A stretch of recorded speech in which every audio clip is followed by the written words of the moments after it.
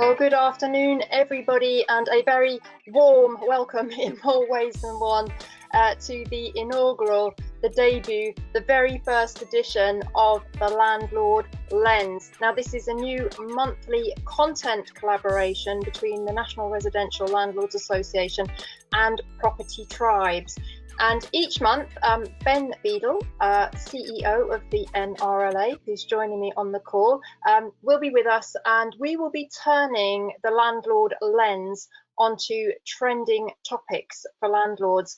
And we're going to take these from the Property Tribes Forum. And what we mean by trending topics are those topics that are gaining the most traction, the most views, the most comments, because clearly they are of the most interest to the landlord community.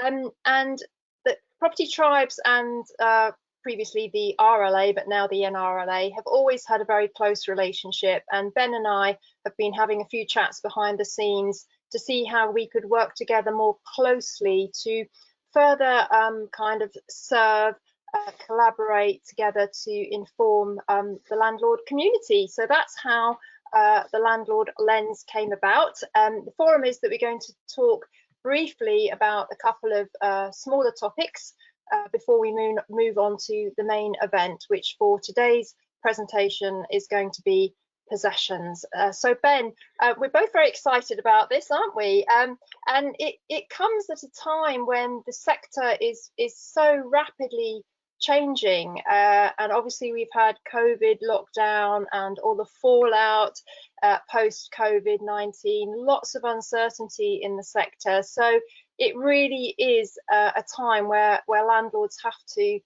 get as much information and intel as possible to help them face the challenges ahead. Yeah, I mean, you're absolutely right, Vanessa. It's frightening to think the pace at which things have changed in a few months. I don't think anybody could have predicted the sort of nonsense that we'd find ourselves in. But you're right. Access to good quality information around what the hell's going on is really, really important. And I think that's where obviously the NRLA have got a big part to play. And I'm keen to tap into the landlord community. I am part of the landlord community, not just with my NRLA hat on, and frankly, a lot of the pressures that apply to me also apply to our members and our wider landlord community. So it's a good way to make sure that the NRLA is truly representative of what's going on out there. Absolutely, and that there is so much advice out there that sometimes it's hard to know what is a reputable source. But of course, coming to an industry stakeholder like the NRLA that's in conference with government and having an influence on policy, etc., our viewers today can know that you've got the very latest up-to-date intel for them. Yeah, that's right. I mean, I would say that doesn't mean it's necessarily going to stay that way. In the fast-moving world that we're operating in, it feels like sort of seat of the pants time, to be honest with you. So I've got lots of information around possession and how we think that's going to work through our membership of the working group. But of course, let's wait and see exactly what happens. But this is, for me, is around landlords preparing for the 24th of August, because actually I don't think there is going to be a massive cliff edge on evictions. There may well be further down the line potentially, but I don't think it's going to be the 24th of August. So, but we can get into that chatter later on.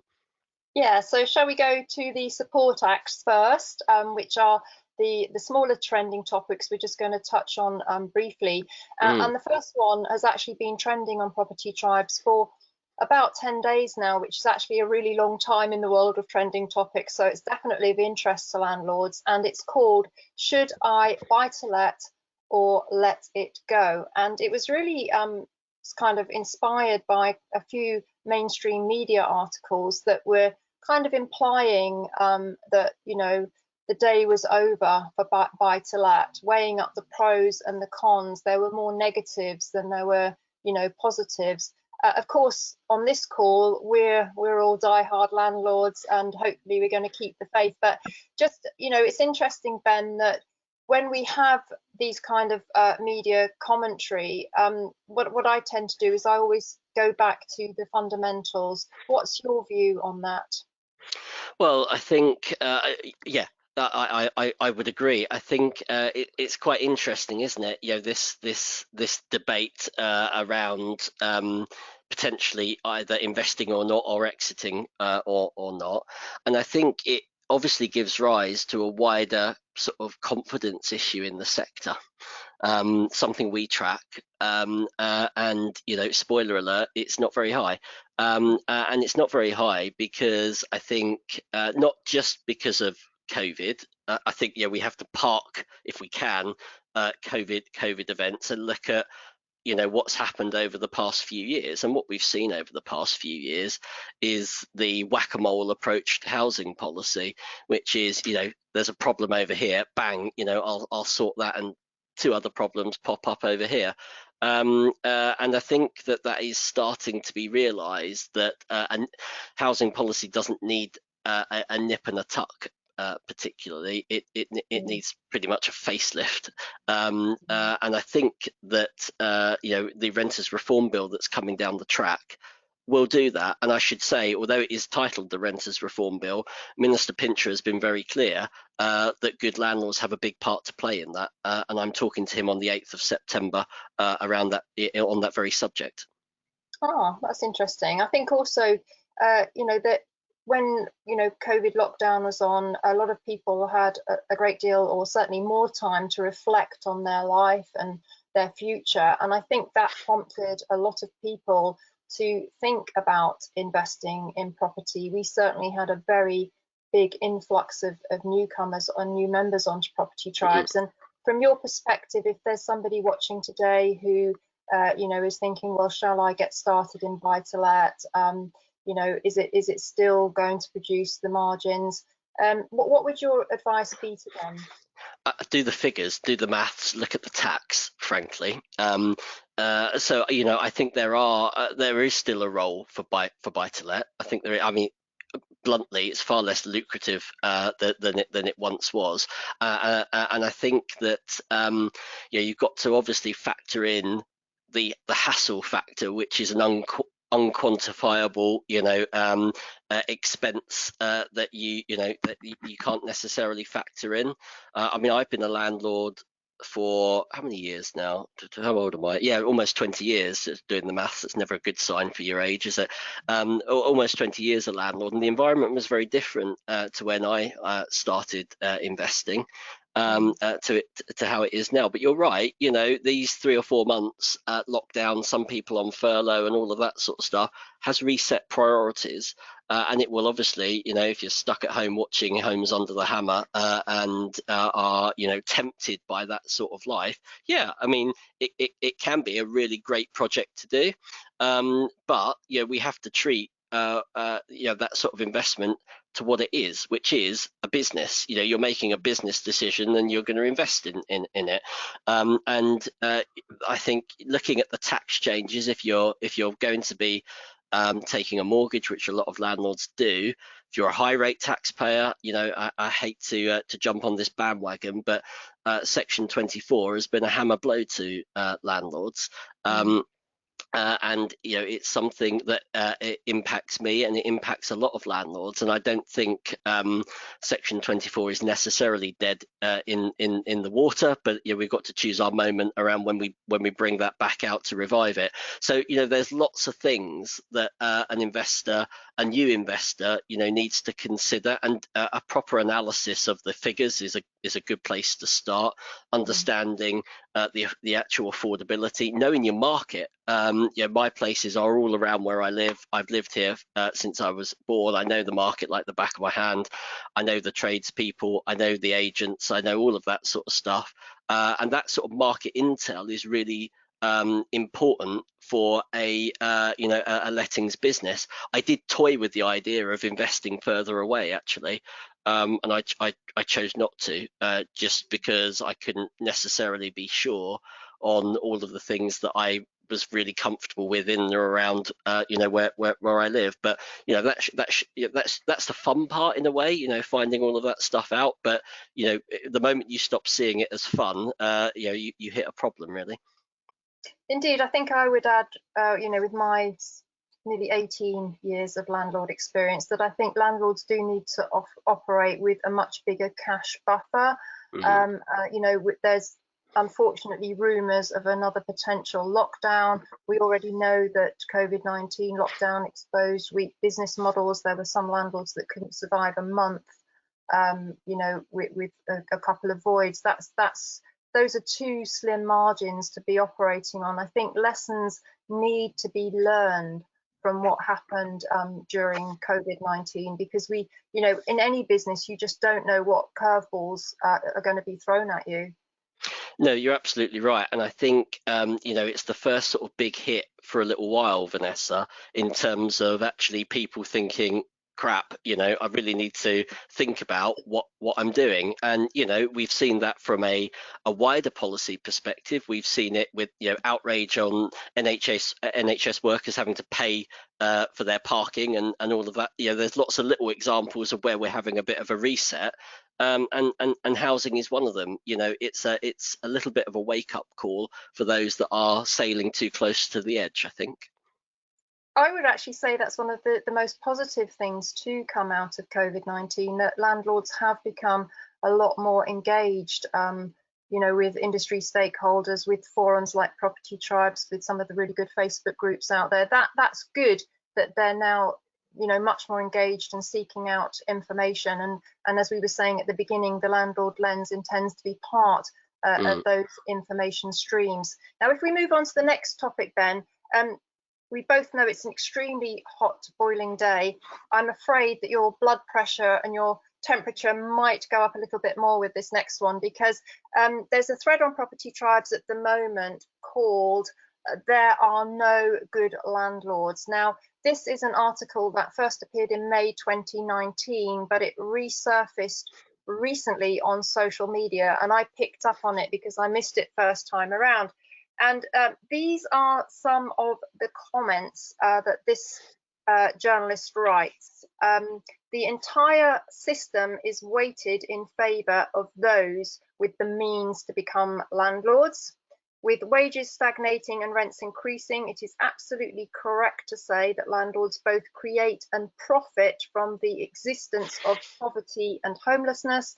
And finally, landlords are able to generate wealth precisely because there is wealth inequality. They issue their own exorbitant private tax on people who are less wealthy than they are. Now, Ben, is there steam coming out of your ears?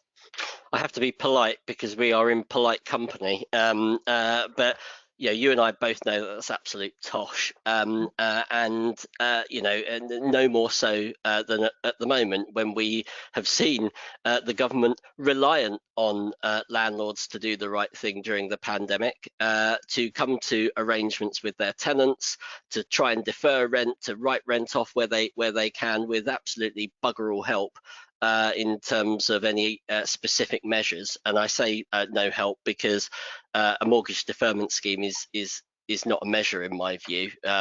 Chucking the debt to the end of the loan and having a black mark against your name for future credit is not a solution. So I mean, I am biased. I am a landlord. I've been in the sector for a long period of time. I think there are good and bad of all sorts. There's good landlords and bad landlords, and that I'm happy to accept. But when you look at the good job that landlords are doing in terms of providing homes for people, the government is so reliant upon them that frankly, if it was a massive problem, I'm sure that they would take a more firmer line. Now, obviously, the direction of travel is one towards greater regulation, and we think that needs to be done in a way that involves landlords and brings landlords along. But the fundamental point that there are no good landlords is rubbish. No, absolutely, 100% agree. I think one of the strange parts of that article was that the journalist said that when he was a permanent renter, he had no hope of ever owning his own home. he said that he had to move every year for the last 10 years. Now, something doesn't quite chime right about that with me, because as we know, all landlords want long-standing, good tenants in their properties. So if he's having to move once a year, well, it just doesn't add up to me. I think sounds like he's a bad tenant to me. Yeah, exactly. I mean, the average tenancy length is 4.5 years in the private rented sector. I've got a tenant that's leaving this month that's been with me for 7.5 years. And there's lots of stories like that around longer term tenancies. So unless this guy or whoever it is has been particularly unlucky, I suspect that story is perhaps slightly exaggerated. Yes, indeed. And thankfully, during COVID-19 lockdown, we actually did have the media reporting some very positive stories, and Landlord Zone also ran a very good series about hero landlords, highlighting the work of good landlords. So if we move on to our final mini topic, this is actually breaking news. So it's just been coming through today, and it's already trending on Property Tribes, and that is that we now have a much firmer date for the government's Making Tax Digital initiative. It's going to kick in 2023, so we've got a couple of years to prepare for it. We knew it was coming, but now we've got a firmer date to work towards. Yeah, we have, and I think it's not a surprise. We now know the date, and we know that if you've got property income above £10,000, it's going to apply to you. So probably that's going to apply to the vast majority of landlords, I would suspect. We at the NRLA, in fact, I received an email last night from HMRC inviting us to be part of the working group in terms of exactly understanding how this is going to be rolled out and communicated. Obviously not a massive fan of tax, but a wise man once said there's only two things that are certain in life: death and taxes. So we have to make it work the best that we can. I can only assume that it's going to end up costing us all more money in the long run, but that's the negative side of me coming out. Well, indeed, and also, we've had on Property Tribes over the past week, there's a think tank that has claimed that there's massive tax evasion by landlords into the billions. Clearly, if things do go digital and you have to put in a tax return every quarter, that could potentially clamp down on any tax evasion. And also, I think it's again, in a way, professionalising the sector. The government does definitely want to know what landlords are doing. They want to have better data about the sector, how many landlords there are. So I think this is all feeding into that as well. Yeah, I think that's right. I'm staggered with the data that's out there, that there's anybody that can manage to evade tax for any great length of time, to be honest with you. In fact, funny story, when I worked at TDS, we used to have to give an annual return, a bit like how letting agents do, of details of landlords. And one of my relatives hadn't declared some income on property, and in the letter it referenced the tenancy deposit scheme as being the source. So a little family feud there. But I mean, the point is, there's so much data around landlord habits and so forth. I think rather than whinging on around the digitalization of the system, I'd rather the tax system was a fairer place for landlords to operate, rather than moaning too much about the frequency, because I don't think it is a terribly balanced place to be. What other source of income are you effectively taxed on revenue? That's the impact of Section 24, and if you couple that with the phasing out of the wear and tear allowance, and surcharges on stamp duty and all of that sort of stuff, back to that point that other guy was making around it all being favoured towards landlords. Well, maybe someone can point it out to me, because I'm not seeing it, to be honest with you. Well, totally agree, and I think the pendulum has definitely swung against landlords in the last 5 years or so. But when that happens, the pendulum does reach the furthest point, and then it has to swing back again. So we can only hope that you know, things do improve for landlords, and that we are encouraged to stay in the sector, because we are much needed. Now, we've discussed our three little support act trending topics. So now we're going to move on to the headline topic. This is the one where we take a much deeper dive and we give much greater analysis of the topic in hand. And for our inaugural webinar, Ben has chosen possession. And Ben, you know, again, another massive topic for landlords. And we had, you know, changes when COVID-19 lockdown came in. We had the eviction ban that's set to be lifted. I think it's on the 24th of August. Now, the thing that I know you wanted to get across from this webinar was that things have changed dramatically and continue to change. And anybody thinking that it's going to go back to the old ways and the old systems and protocols is sadly misguided. Unfortunately, that's the case. I mean, I think as far as the stay on evictions is concerned, I think it's probably stayed for very long, for too long, I beg your pardon. So, you know, it's a win for us that it is opening in the manner that it's opening. So, you know, we're happy with that. I think, you know, as far as positioning is concerned, I think, you know, obviously we were supportive of the initial stay, you know, slightly begrudgingly, but you know, in the national interest, it probably wasn't the right thing to be booting people out on out of their homes. But the bit that I am really keen to get across in my conversations with ministers and the like is that you know, once again, you guys are reliant on landlords to, you know, to support tenants and to do the right thing. And you know what?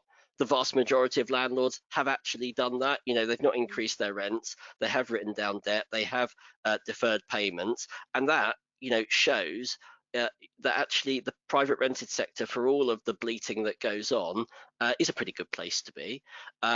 We do have high satisfaction, borne out by the English Housing Survey, that's increased year on year. It's I think 84% now. So, you know, let's, if we are going to move forward with a changing sector, then, you know, let's deal with the bad guys at the edges by all means. But let's see landlords as a group to do business with. So I think as far as the stay is concerned, I am keen to get across that, you know, first of all, we've got the stay unlifted. Secondly, it is within the current legislative framework. So attendees on the call may not be aware, or they may be aware, I don't know, but there was a lot of push for the minister to do a couple of things. One of them was to suspend the mandatory nature of Section 21 and also the mandatory nature of Section 8 Ground 8. He hasn't done that, and he's absolutely listened to what we have said on that, which is great. The other thing that he has resisted the urge to do is to resort to the whack-a-mole politics of yesteryear, which is to bring forward the abolition of Section 21 and bring forward the Renters Reform Bill in order to deal with it. And again, you know, he has reeled off NRLA's policy, which is that, you know, if you've got 30 odd years of the rules of the game being a certain way, you know, you're not going to be able to change it in a few months. And actually, if you do, you're likely to cause more problems than it's worth. So I sort of position that as being some of the, you know, the battles that have gone on behind the scenes. However, you know, it probably is right that the court service, you know, does look to make sure that they protect the most vulnerable. And I don't single out a tenant in that at all, because there are some very vulnerable landlords who are relying on their rental income that have been prevented from evicting their tenant because of the stay. So I think, again, what I'm keen to get across is 24th of August. I don't think there's going to be a cliff edge in evictions, but things will work quite differently to what we have been used to. And of course, they never worked very well before. Indeed. Now you are in receipt of a 22-page document about how it's going to work going forwards, and the actual protocols have changed a little bit, and you expect them to potentially, continue to change, because it's a very fluid situation that we're still in.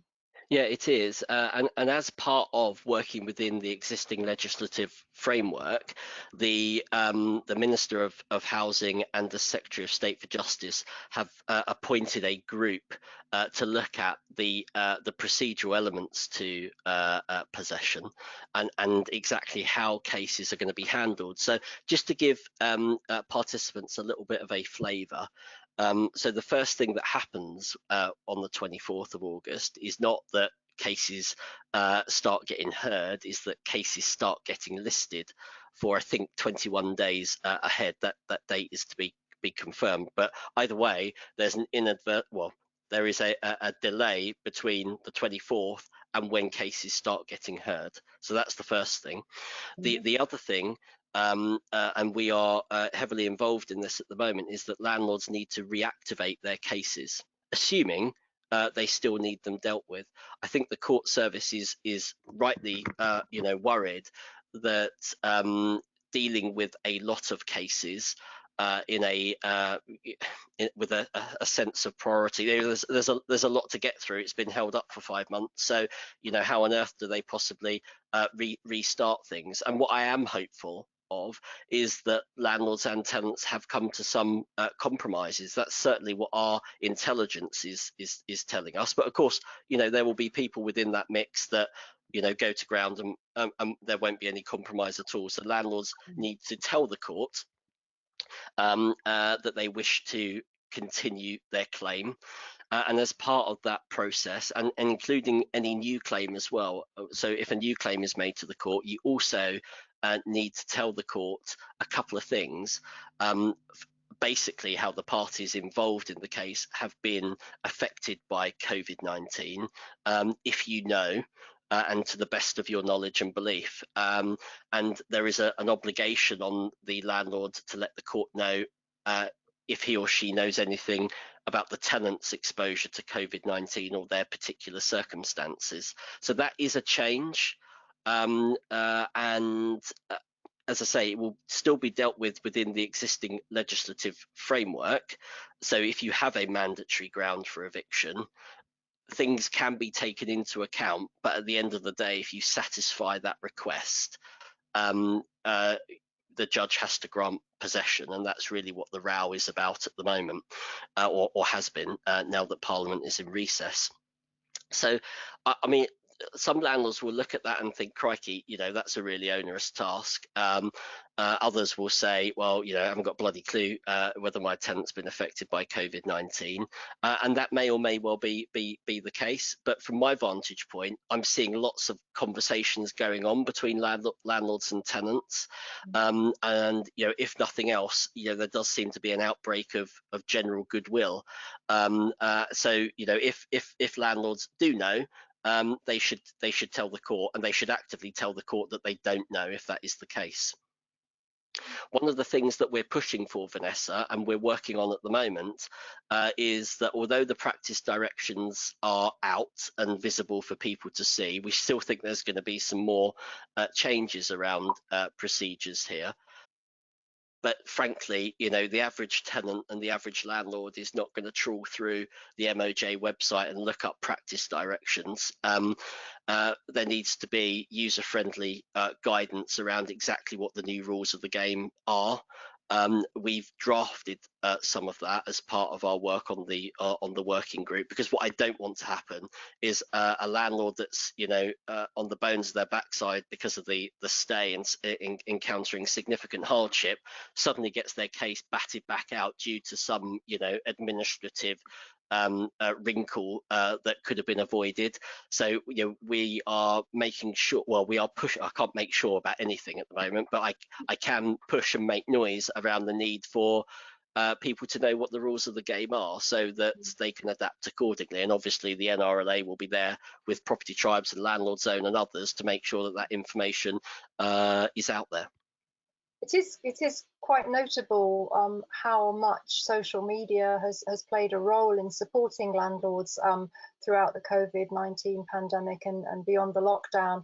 And as we said, providing sources of information. And again, I think the government is very keen that there are reliable sources of information coming out to support landlords. So it is interesting times. If we move on now to we heard this week actually that the government is setting up what they're calling Nightingale courts to try and deal with the backlog of cases. Now, on the previous possessions webinar, which I was a panelist on, Paul Champlina of Landlord Action was of the opinion that it could take till the end of the year, maybe beyond into next year, to achieve possession because of the backlog. Do we think, Ben, that these Nightingale courts are going to assist in reducing that? Should landlords have, a worst case scenario in their mind of how long it might take them to get their property back? Probably they should. I mean, the average prior was typically 6 months, so it's not going to be any shorter. So I would have thought that somewhere between 6 months and a year, depending on the effectiveness of the measures that are put in place. So I mean, we're obviously really pleased to see Nightingale courts reopen. It probably won't even touch the sides, if I'm honest with you, because the way that cases are listed for possession is that they tend to be blocked out where you're dealing with 50 or 60 a day. So some of the practical elements are that we're just not going to see that block booking. Some of the courts are not conducive to having a lot of people in. So from the point of view of social distance and so forth, the bit that I'm a bit narked about, frankly, is that these cases will be dealt with on well, not like this, that's the problem, on a face-to-face basis, so an in-person basis. And we think that they're probably missing a little bit of a trick there in terms of catching up on some of the backlog. Probably that's a very deliberate step to slow things down, if truth be told. So you can request a video or a conference call hearing, but otherwise the default is in person. And I think that's, it's slightly odd, because I was doing a webinar yesterday with Tessa Shepperson that's going out next week with a couple of lawyers who both say that, and this is my experience, when you have to unfortunately press the nuclear option and evict a tenant, chances are they don't turn up anyway.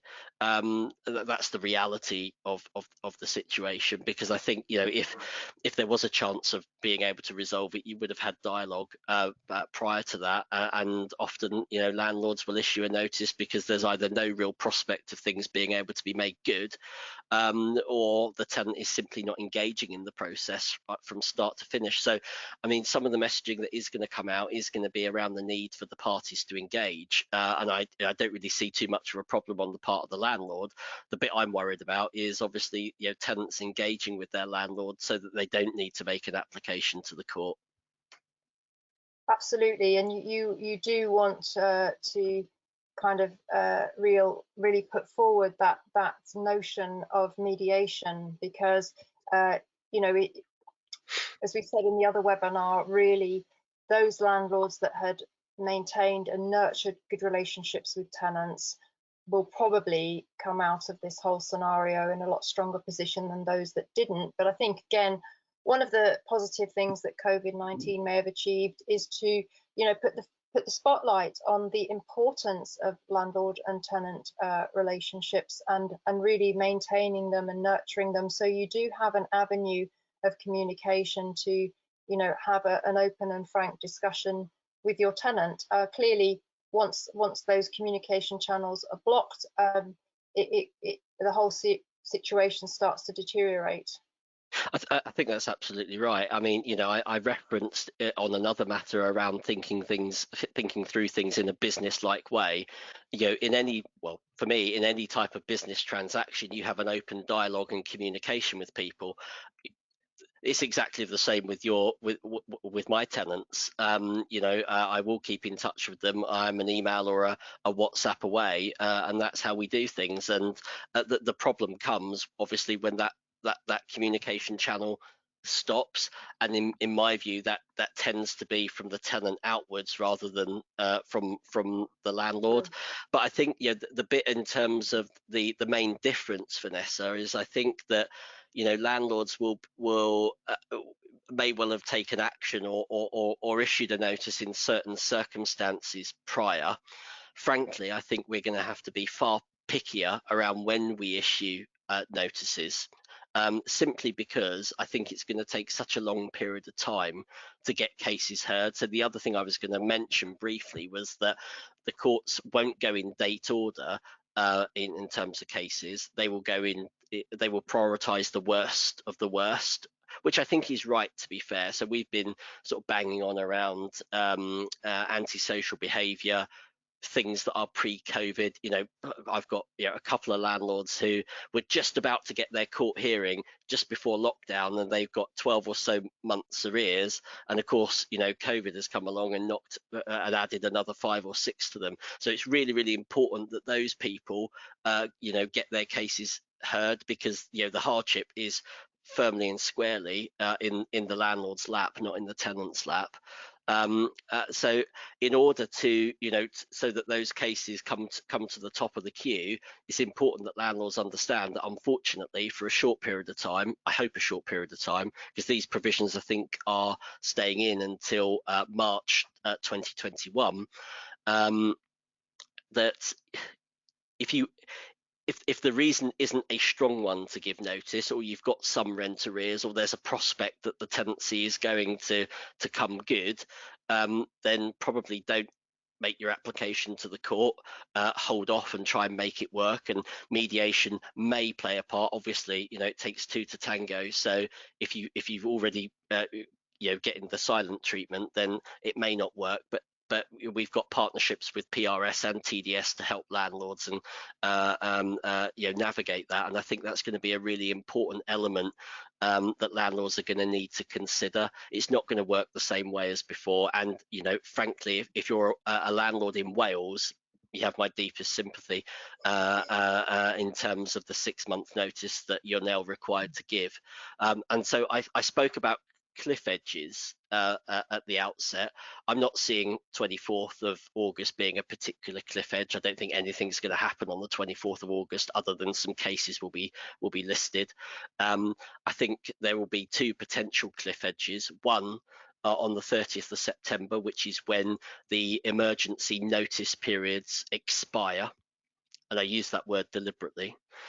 So obviously it's 6 months notice for all tenancies apart from those 6 months notice for all tenancies in Wales apart from antisocial behaviour, which is 3 months, and for tenancies in England it's 3 months across the board.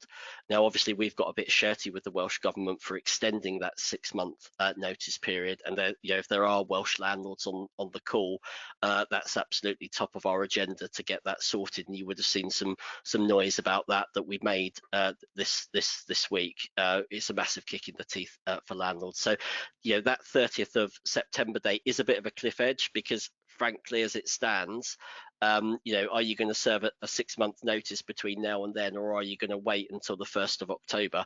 I know what I would do. So we'll have to see what that looks like, but we want that reduced. And similarly, the other cliff edge, I think it's the 1st of November, which is when the furlough scheme starts to be passed back, or not starts to be passed back, but has been passed back to employers, and then we will stop talking about COVID-19, hopefully.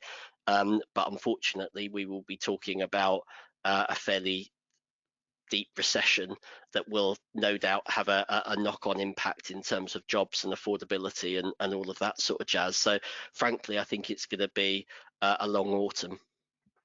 No, I totally agree. And I think also that as furlough is started to be withdrawn, as it has now, continuing on, there will be tenants that find they no longer have a job to go back to. On a positive note, we do have LHA and universal credit, which is a bit like a guaranteed rent scheme by the government. But by the same token, engaging with the DWP and kind of navigating your way through the minefield of getting housing benefit or whatever, is again something that many landlords will never have had any experience of. And we used to always say, oh, I only rent to professional tenants or the demographic. But every tenant is only one P45 away from becoming a tenant in receipt of housing benefit or UC. So again, this is another topic that landlords may be forced to get much more engaged with over the coming months and possibly years as this recession starts to bite. I think that's right. I mean, we've obviously put out guidance, Vanessa, in relation to managing arrears and mediation, and basically, actually, it's as good for landlords as it is for tenants, because you're right. The universal credit application process and the wait and all of that is a little bit of a bind. And some landlords will say, well, is it really my job to to lead my tenant to make an application? And I think the answer to that is probably not. But if you want your money, why wouldn't you? So I do think that is something that we are going to have to get to grips with. I also think it's inconceivable, if it is going to be a very deep recession, that people are going to be left to their own devices. I know that local housing allowance and rates have been increased, but if it is going to bite really, really hard, then people are going to need some extra help. And we've been very much an advocate of putting money in people's pockets so that they can afford to buy their rent, and in turn landlords pay their mortgage and get their income. And one of the things that we are championing at the moment is an interest-free tenant loan scheme, not like in Scotland, I'm hastened to add, where poor old landlord has to effectively take out a loan to cover the tenant's rent, but actually making, and frankly, whether it's a loan or a grant, I'm not going to die in a ditch over, but the means within which people facing eviction and having very severe arrears, if they are one of these excluded people that can't get benefits or whatever, people are going to need some extra help, and I hope the minister is in listening mode when it comes to that, because I think, as I said earlier, I think the last sort of cliff edge is probably going to be the steepest. Absolutely. Okay. Well, that concludes the main body of Landlord Lens. We're now going to invite Maria back in, who is the event host, and Maria is going to just quickly let us know if there were any questions that popped up on the chat during our conversation.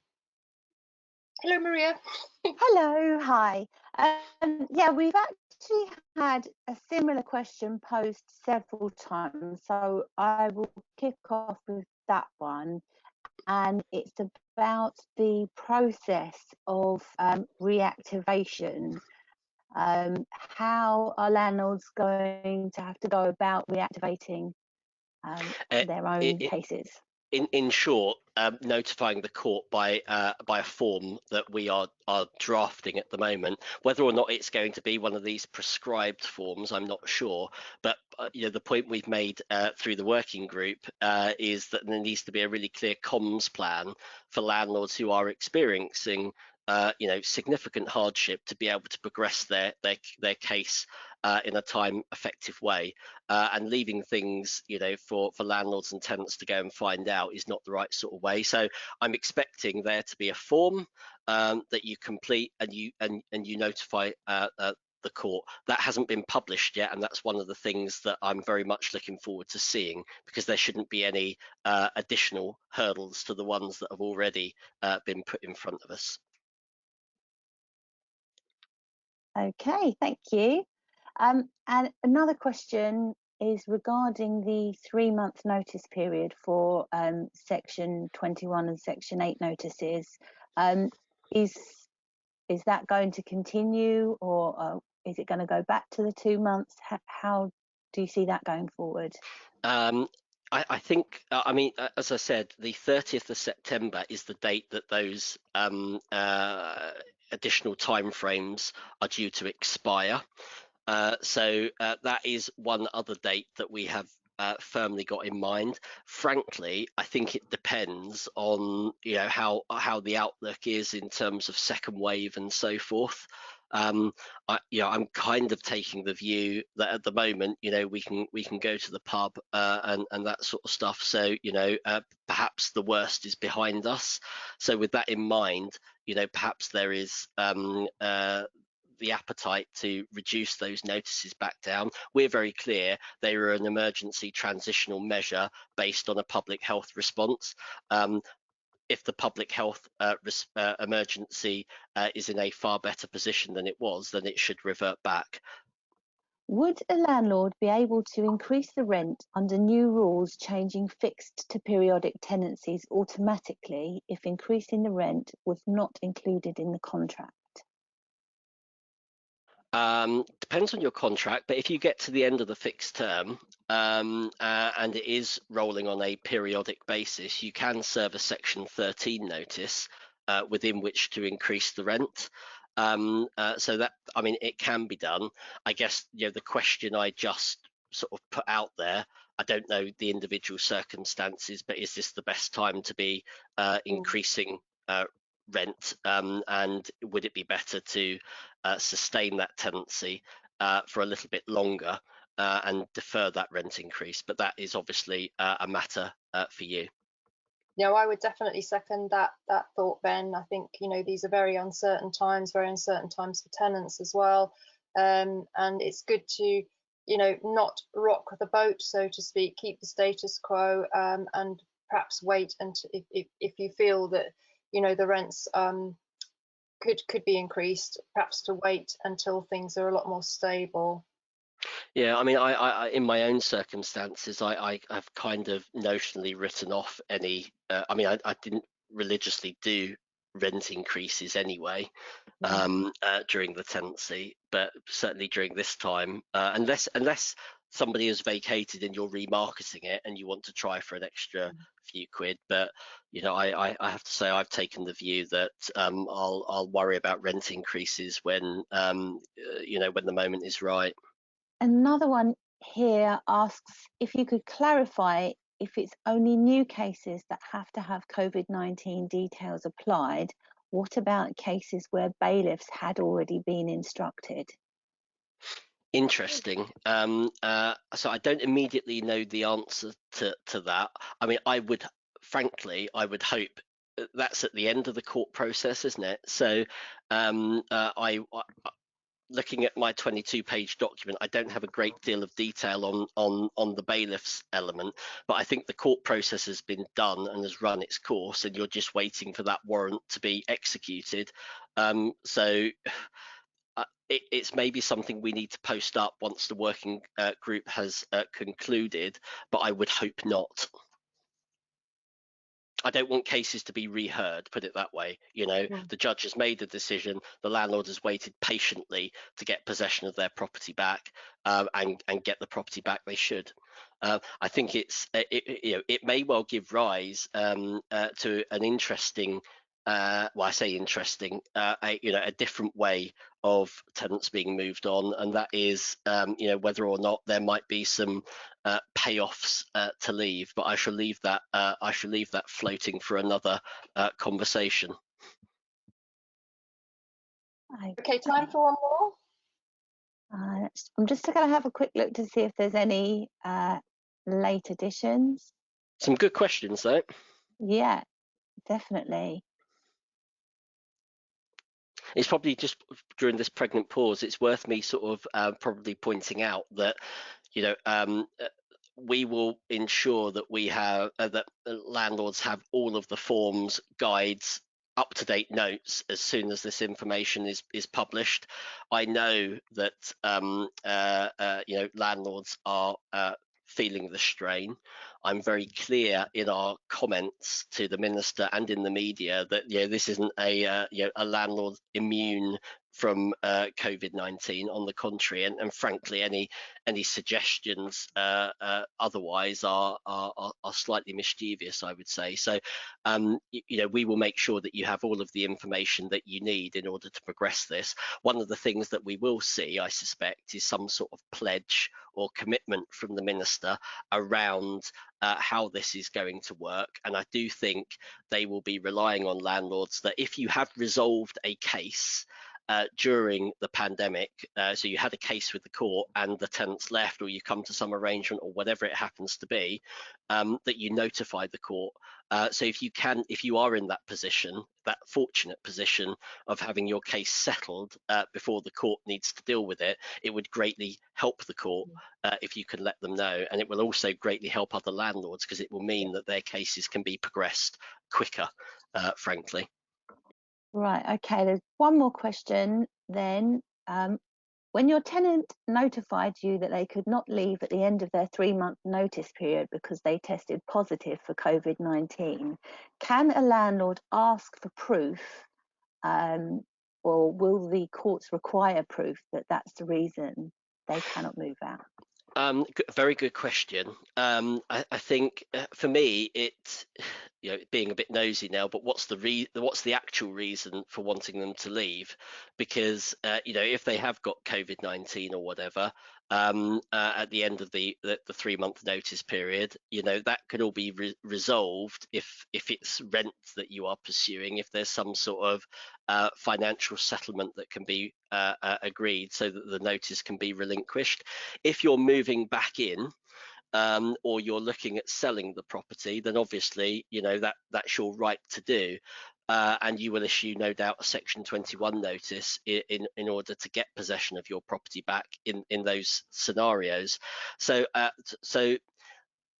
in answer to your question, I don't think the court is going to prioritise that claim if you're necessarily moving back in, but I say that without knowing the landlord's circumstances. My local area has a lot of military houses where people are coming from overseas to move back in and can't because the tenant is not moving back out, and that would be the classic type of COVID-19 marking that you should tell the court, so that the court knows that the hardship may well be with the tenant because they've got COVID-19, but your circumstances are such that you need to move back in, or you need to sell it because you need money, or whatever it happens to be. So I think the circumstances will be a bit different, but my point at the outset was this is still being dealt with under the existing legislative framework, and under Section 21 and Section 8 Ground 8, they're both mandatory grounds. So as long as you've done all of the things that you need to do under that, the situation is that the judge must grant possession irrespective of the COVID-19 issue, and they may well allow extra time. It may well take a long time for your case to get to the top of the queue, but when you do get to the top of the queue, it will be dealt with as you expect. Well, that's really interesting, because we did actually have that question asked on Property Tribes in the last week or so, and it was answered by David Smith, who is, of course, legal counsel for the NRLA. Did he say the same thing? I need to refresh my memory and go and have a look, but I just think it's a nice way to end, that there's a very virtuous circle between Property Tribes and the NRLA, and that we have the wonderful landlord and tenant law expert David Smith supporting PT community, and of course the NRLA community. And just to finish, I guess we'd both like to point out that both the NRLA and Property Tribes have coronavirus advice hubs. You can go onto the NRLA website and access all the information you need about the issues that we've been discussing today. And likewise on Property Tribes, we have a brand new tribe that was put up just as lockdown came in, called Coronanomics, and that's where we're hosting all of the issues and challenges that landlords are facing throughout the pandemic. So lots of information out there from our respective websites as well. But for now, Ben, any closing thoughts as we bring this to an end? Yeah, I think this is, as I've said, it's a moving feast. I've given some examples of things that landlords are going to need to do. I also think that if you can reach agreements with your tenants, communicate with your tenants, resort to mediation to try and find a settlement. I know it's a bind, I know it's an extra thing to do, but the reality is it's going to take a lot longer. So don't rely on the courts in the way that you necessarily relied on them before. And that's also true of social housing, who would use the courts to, agree a payment plan or whatever. that ship has sailed, and we're not going to be able to deal with the volumes that we have been used to. And as I've said before, it was already bad previously. So for me, we will make sure you've got the right and up-to-date information to progress your claims if you need to. If you can avoid it, please avoid it. If you've already settled, tell the court. And I think, keep appraised of the latest developments, because it is a moving feast. But we've very much got landlords' backs when it comes to the policy and campaigning associated with this, because frankly, what it shows to me is that the courts aren't fit for purpose to resolve housing disputes, and we need fundamental change. That's probably something for a future webinar. Fantastic. Well, that concludes this inaugural edition of the Landlord Lens, the new content collaboration between Property Tribes and the NRLA. We do hope you've enjoyed it. And I think, Ben, one thing we can be certain of is that going forwards, as we host these on a monthly basis, we're not going to be short of trending topics to talk about. On the contrary, I wonder if one a month is too few, but I look forward to seeing you all next time. All the best. Indeed. Thank you to everybody that's joined us on this call today. We will be back in a month's time. We will be notifying you of the next webinar date. And if you would like to review this call, you will be able to find a recording of it on both the NRLA website and also Property Tribes YouTube in the next 48 hours or so. And please do share that on social media to your fellow landlords so that they can keep up to date as well. But for now, Ben, thank you very much for joining with Property Tribes on this collaboration, and we look forward to the next one. Cheerio, folks. Thanks a lot. Yeah, cheers everybody. Bye.